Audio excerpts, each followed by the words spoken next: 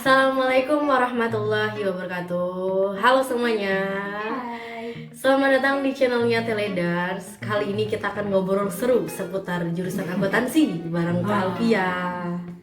Oke, hai, perkenalkan namaku Alfianisi, aku jurusan akuntansi Fakultas Ekonomi Universitas Makabitum semester 8. Oke, jadi Kak bisa ceritain sedikit nggak nih gimana perjalanan Kakak bisa ngambil jurusan akuntansi terutama di UBB ini?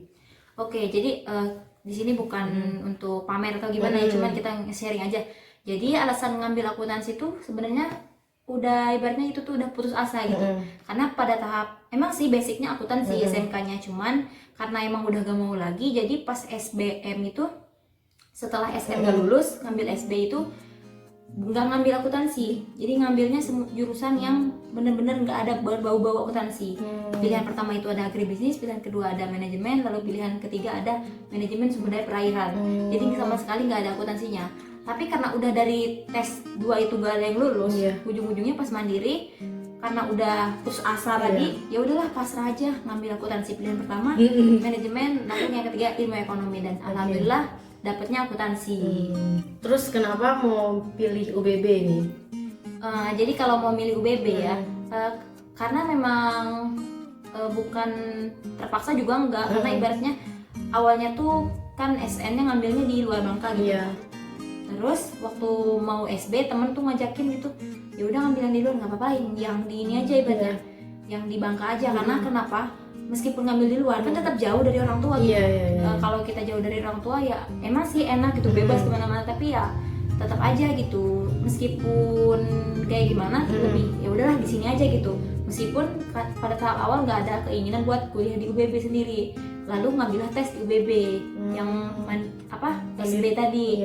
Nah SB nggak lulus, nah temen ngajakin lagi gini kan, ya udah ngambil di luar Bangka aja gitu. Nah tapi udahlah nggak apa-apa di UBB aja gitu, karena dekat sama orang tua, terus juga biaya kuliahnya juga nggak terlalu mahal dan lumayan deket juga dari rumah. Oke. Nah terus Kak nih, akuntansi itu apa sih sebenarnya? Oke, akuntansi jadi kita ngambil secara umum aja ya. Jadi kalau kalian tahu akuntansi, oh pasti hitung duit. Nah, kalau secara pengertian secara ini kan akuntansi itu tentang kayak ilmu tata buku gitu, pembukuan. Jadi bagaimana kita mengolah dari yang namanya transaksi sampai ke yang selesai, sampai ke jurnal-jurnal yang sampai selesainya, sampai kita tahu oh ininya tuh berapa, pengeluarannya berapa. Jadi kita orang akuntansi itu mengolah itu semua. Jadi mengolah datanya itu sampai dapat suatu data yang dibutuhkan oleh perusahaan atau orang pihak terkait gitu. Oke. Nah untuk semester 1-nya Kak, semester 2 sampai seterusnya belajar apa aja? Kalau untuk semester 1, semester 2 itu terutama semester 1 itu kita masih belajar yang umum. Jadi maksudnya umum misal kayak ada Pancasila, ada bahasa Inggris, ada bahasa Indonesia, terus ada matematika. Ya umum banget berarti kan? Umum banget lah kayak gitu. Paling akuntansi juga masih yang dasar. Lalu lanjut ke semester 2 itu lebih agak mendalam lagi. Misal kayak belajar yang akuntansinya tuh lebih ngejurnalnya tuh lebih ditajamin lagi gitu. Terus semester 3, semester 4 itu lebih ke nanti belajar yang keuangan menengah, semester 5, semester 6. Nah semester semakin tinggi semesternya lagi, akuntansinya juga, ilmu akuntansinya tuh lebih menjurus lagi. Misalnya kayak semester 5 itu kita udah mulai penjurusan atau kita ngambil konsentrasi. Jadi di situ kita lebih ke fokus nih, kita tuh mau ngambil akuntansi yang keilmuannya kayak gimana. Nah kalau di UBB sendiri itu ada 4 ya konsentrasinya. Yang pertama ada perpajakan, ada akuntansi keuangan atau perbankan, terus ada akuntansi sektor publik, terus ada sistem informasi akuntansi. Nah kalau dari konsentrasi saya sendiri itu saya ngambil sistem. Jadi kalau sistem itu tuh lebih ke komputerisasi akuntansi. Jadi maksudnya gimana, jadi kayak semua itu nggak dikerjain secara manual, jadi dikerjain secara sistem. Misalnya kayak penggunaan sistemnya tuh kayak Mayor kan, anak akuntansi kita tahu Mayor, terus Accurate. Nah jadi kita tuh lebih kayak pengaplikasian akuntansi secara sistemnya gitu. Nah terus kalau sektor publik ya mungkin tahu lah, mungkin kayak berbau-bau pemerintahan kayak gitu kan, itu sektor publik. Terus perbankan atau keuangan itu jadi mereka tuh lebih terasa gitu keuangannya. Kalau kita kan sistem cuman ya bagaimana kita menggunakan sistem ataupun kayak gimana. Terus selanjutnya ada perpajakan. Nah dari namanya juga kita udah tahu gitu pajak lah hitungnya. Jadi mereka ini lebih mendalami keilmuan tentang pajak, bagaimana cara menghitung pajak, pajak penghasilan atau pajak-pajak lain yang bersangkutan dengan ibaratnya bersangkutan dengan keilmuan mereka. Iya. Jadi Kak, kan banyak nih yang lulusannya SMK akuntansi pas masuk kuliah akuntansi tuh kayak kaget gitu. Ternyata ilmu yang dipelajari selama SMK tuh segini, maksudnya nggak terlalu luas gitu. Iya, nggak terlalu luas. Ya sebenarnya sih kalau kita bandingin sama zaman SMK ya, sebenarnya zaman SMK juga kita belajar sama. Cuman kalau zaman SMK misalnya kayak apa gitu, penyusutan kayak gitu tuh kan semua dijelasin, dijabarinnya sama guru semua ya. Kalau pada kita kuliah kayak misalnya penyusutan atau apa, mereka tuh nggak ngajarin secara satu topik, nggak, tapi langsung kasih contoh, terus kita tuh kayak oh di sini ada penyusutan segini loh, bebannya segini, jadi langsung masuk ke contoh. Jadi bedanya kalau misalnya di kuliah itu kan ada misalnya jurnal penyesuaian gitu kan emang sulit kan untuk anak SMK. Pas di kuliah masih dipelajari tapi nggak sedetail itu diajarinya. Enggak, jadi misalnya kita langsung ada satu kasus, di situ semua ada dari mulai jurnal umum, dari semuanya itu ada. Terus jadi di kuliah itu ada misalnya kalau zaman sekolah kita ngerjain laporan keuangan kan itu dari ibaratnya tuh yang umum aja gitu, cuma kulit luarnya aja. Tapi kalau di kuliah kita juga pelajarin misalnya kayak laporan konsolidasi itu kayak gimana, misalnya laporan konsolidasi antara PTX sama PTY itu kayak gimana. Jadi ibaratnya kalau kita ini kurang paham nih, ibaratnya ini nggak terlalu dalam gimana. Sebenarnya malah di tempat kuliah tuh kayak lebih mengorek-ngorek, karena kenapa kayak kita belajar laporan konsolidasi itu kan bener-bener kita hitung nih berapa itunya gitu. Misalnya kita tuh mau tahu gitu kayak untuk pembandingnya gitu. Sedangkan di SMA kan kita nggak ada misalnya belajar laporan konsolidasi atau kayak gimana. Jadi kalau mungkin waktu saya zaman SMK dulu belajar sih, cuman nggak terlalu mendalam aja. Tapi nggak tahu mungkinnya kalau kurikulum sekarang mungkin mungkin ada gitu. Iya, kan waktu kita kan pernah apa sih kalau udah kelas 12 tuh ujian akhir kan? Iya, UKK, ujian kompetensi keahlian. Nah, di situ kan ada kan dari awal jurnal umum sampai laporan keuangan terakhir kan yang dipelajari. Suka dukanya nih kuliah di jurusan akuntansi UBB kayak gimana? Sukanya dulu deh. Nah, sukanya ya. Jadi kalau sukanya ibaratnya udah nyemplung ke air ya udah langsung aja berenang gitu kan. Kagok juga kalau kita mau gimana mau nyeselin juga kan percuma gitu.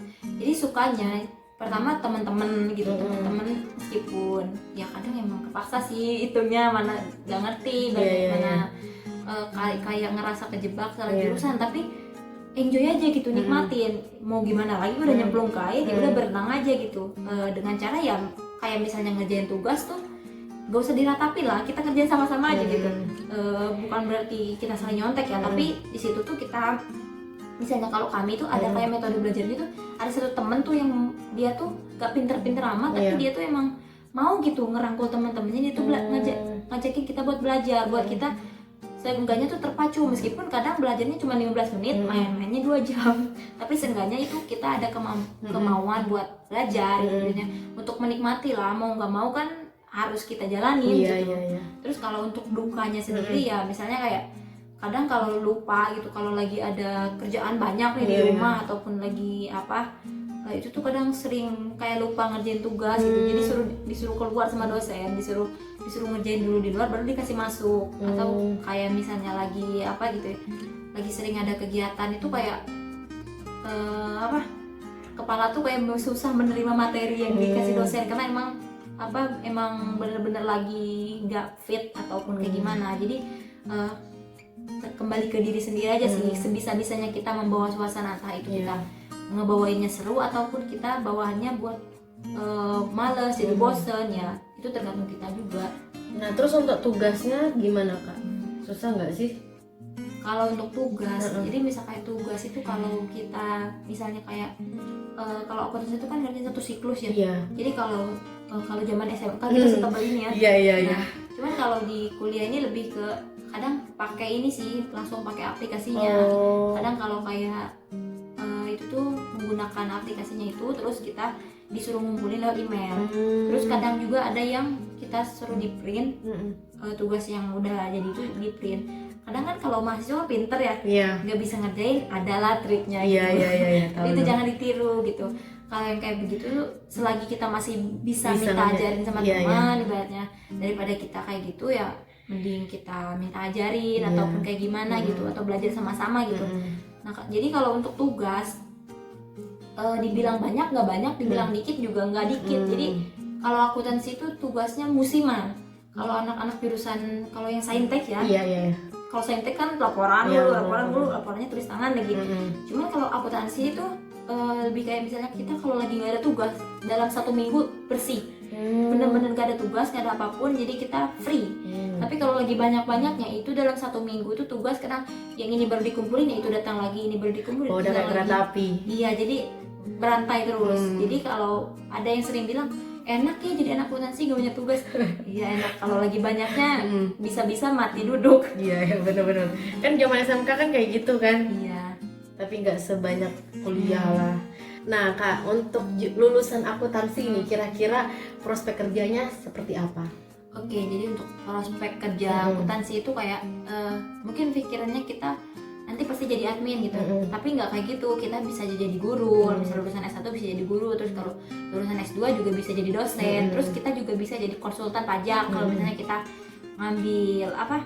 Konsentrasinya perpajakan. Iya, dan nanti ada juga kalau nggak salah tuh, kalau mau itu tuh kita ada namanya sekolah profesi. Jadi itu lebih ke mendalami akuntansi buat ngambil gelar A yang di ujung nama kita tuh, jadi lebih nambah aja gitu. Bukan cuma buat nambah gelar sih, cuma ibaratnya kita juga untuk prospek kerjanya juga lebih enak aja gitu, lebih gampang mau kemana. Terus kita juga kalau mungkin kita ada jiwa-jiwa bisnis, kita bisa buka toko atau buka warung atau buka kafe. Kita tuh sebagai pengatur keuangannya kan, jadi karena kita udah paham, jadi secara nggak langsung kita bisa menjalankan itu gitu, meskipun kita nggak kerja di situ, meskipun kita kerja di tempat lain, tapi hanya menjalankan bisnis kita, itu bisa aja gitu. Jadi bukan cuma jadi admin ataupun jadi tukang hitung buku atau kayak gimana, jadi banyak sih, luas juga prospeknya. Akuntan, admin bisa kayak gitu kan. Di bank. Ya mungkin pikirannya kerjaan di bank, tapi terlepas dari kita jadi akuntan atau jadi pegawai bank ataupun kayak gimana ya, jadi kita bisa aja, masih banyak prospek kerja kita yang memang membutuhkan tenaga akuntansi. Contohnya misalnya tadi konsultan pajak, terus kita misalnya jadi kayak manajer dari perusahaan juga, kalau kita mumpuni ya bisa-bisa aja gitu. Terus kita jadi buka warung, kita sebagai pengelola keuangannya sendiri gitu. Oke. Nah untuk kakak sendiri nih setelah S1 nextnya mau ngapain?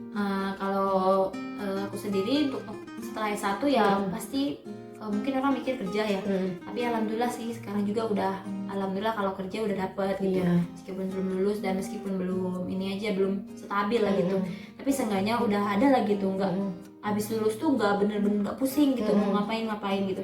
Tapi untuk setelah lulus pengennya sih fokus bisnis gitu, sambil kerja sambil bisnis. Jadi maksudnya nggak terlalu ngarep gaji sih, karena kan kita terlalu susah gitu kalau kita cuma mau ngarepin gaji yang adanya cuma sebulan sekali, sedangkan kita tuh butuh uang tuh setiap saat. Dan kalau bisnis pun alhamdulillah sih, meskipun dengan modal yang kecil dan untungnya tuh nggak gede-gede amat, tapi seenggaknya perputaran roda perekonomiannya tuh muter, nggak stagnan di situ aja gitu. Jadi kalau kalian mau kuliah, mau lanjutin kuliah, apalagi kalian sebagai putra daerah Bangka Belitung, yuk kuliah di UBB gitu. Bukannya saya mau maksa atau gimana, cuman saya pribadi bukan orang Bangka Belitung, tapi saya kuliah di Bangka Belitung gitu. Jadi apalagi kalian yang sebagai putra putri daerah, kenapa nggak kuliah di Bangka Belitung aja gitu, di daerah masing-masing. Dan untuk jurusan yang mau kalian ambil, banyak sekali jurusan di UBB yang menurut saya itu udah mencakup gitulah ya.